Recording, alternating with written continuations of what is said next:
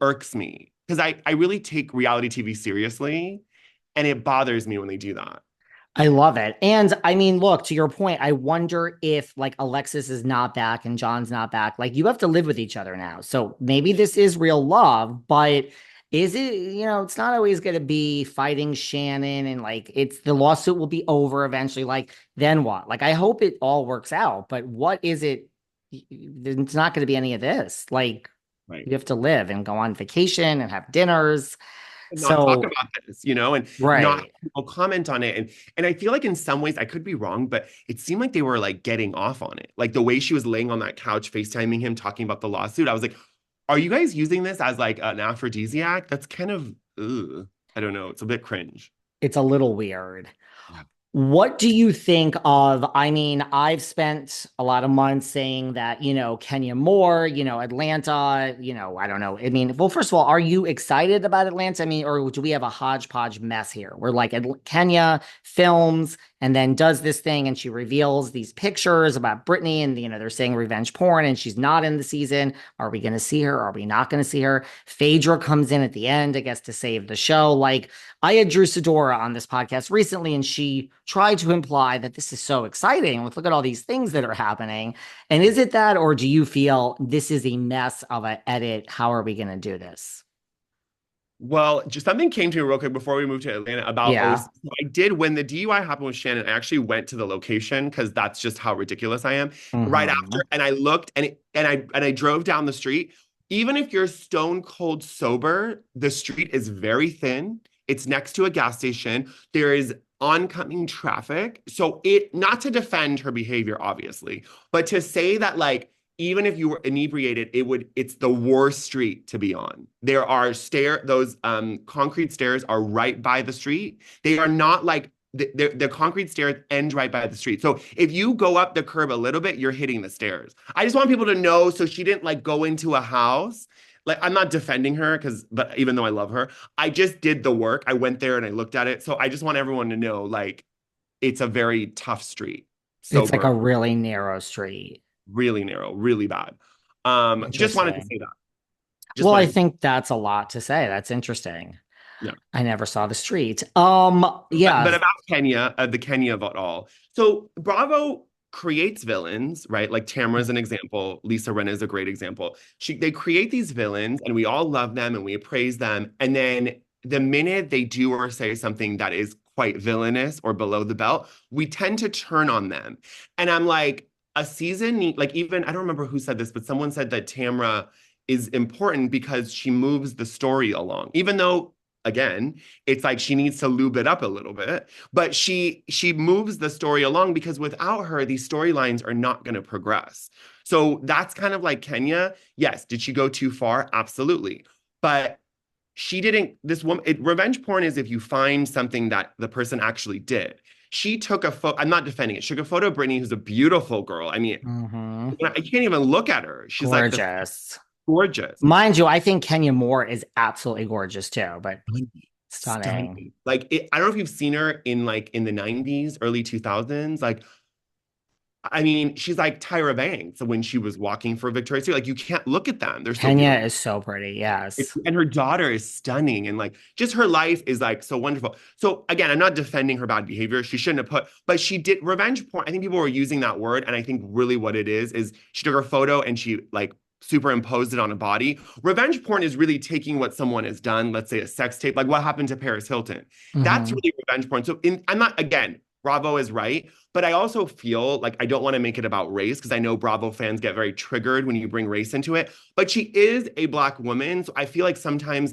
the punishment doesn't match the crime, right? So we've had physical altercations on Beverly Hills, but when it happened on Potomac, there was a trigger warning, right? So again, I'm not saying don't put that. I'm just saying when I spoke to Monique about it, she felt, okay, why are they putting a trigger warning? But there's been fights on other franchises, right? You have Jen Shaw breaking a glass, and that's assault, right? So And you look at Jersey, I mean, Jersey is like a bunch of animals, well, I yes, say, but I will yes, stand by that. I I mean, it's agree. I true.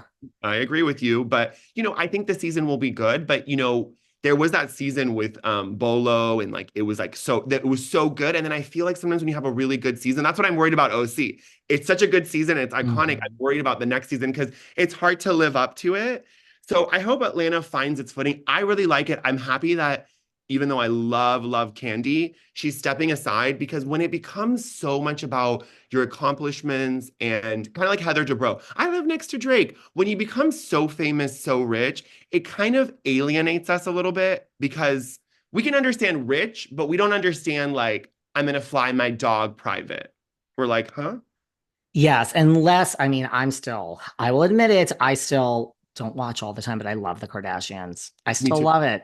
It's good. Somehow with that, it doesn't bother me just because they are so rich and I don't know, like they really do. Yes, it's very controlled. There's not one scene that is not signed off by Chris and Kim, and everyone is signed off on this. And this is not, there's nothing real about the show, but it still is. They're just great at what they do. It works. I have a friend who works on that new iteration, and I was like, how is this going to work? And then they put that like drone footage, and then they put their names in some kind of cartoon lettering, and I was like, okay, I'm kind of into it now. You kind of forgive a lot, and I know the woman who does their balloons, and she quoted me like for a tiny balloon arch, it was like $8,000, and I'm sure she charges them 50 grand for these balloons. They probably have a retainer with her, so again, if you have a retainer for balloons, like I'm interested. That's interesting. I'm interested. Listen, I mean, look at all the people that do, like you're in PR, look at all the people that do interviews. I mean, isn't that the gold standard to be able to say to an interviewer, like, here are the questions. You can ask these exact questions like a trained monkey, or Kim Kardashian will not be sitting down with you. And I mean, no shade. Kim can call me and give me every question. I will read it word for word and pretend like I came up with it. And then, Absolutely. you can't use an image that they don't provide. I mean, it is just, I mean, everyone would do that, right? There's no actor or actress or anybody that wouldn't. That's the gold standard. Absolutely. I mean, so remember, I don't know if you remember Brittany Gastineau from the Gastineau Girls. So I Hmm. love that show. And so I did a PR event at a gallery with them, and I didn't know that the Kardashians were coming. So I went to the Abbey with my friend because I was like, this is getting boring. And I come back and no joke, there was 150 photographers in front of this tiny gallery. People were jumping on hoods, they were standing on cars. I was like, is Prince William here? Like, what's happening? And then I turn around and it was like as if I felt an apparition. I was just like, I felt this energy and then I smelled her. So for anyone who has never met Kim, she smells fabulous. I've worked with them. They smell alluring. There's something, I don't know if they're mixing these smells. I don't know what's happening. So I turn around. She's so small. I'm 6'2", so she's, I think, 5 foot, if that. So she gives me a big hug, super nice. Courtney was there, Chloe was there, Scott Disick was dating Sophia Richie. I mean, the whole family was there. So I remember their note to us was we only want to be photographed in the left side of the gallery, right? Because that was the side with the good light. And so they said any photographer who takes a photo by the end of the night, we task you, like they literally were like, swear on the Bible, Amir, you're going to delete all of those photos. And that was my job. So I had to go around to these Getty photographers who are, if anyone knows, anyone who's worked with Getty photographers, they're a nightmare. They don't want to delete anything because they want to get paid. So I'm like, Hmm. you need to delete these or Kim will never pose for you again. And these people were deleting, like, they were like, she's never going to pose for us. We're fucked. You're fucked. Yeah, you're fucked. And they were lovely. And then the next morning, I was in all the gossip blogs as Kim's new assistant. And I was like, this is amazing. This is the best day of my life. That's Which a is true, good. but it was great. That's good. Yeah, once like NPR called me and they were doing, I don't know what it was, like some interview about like, do I feel it's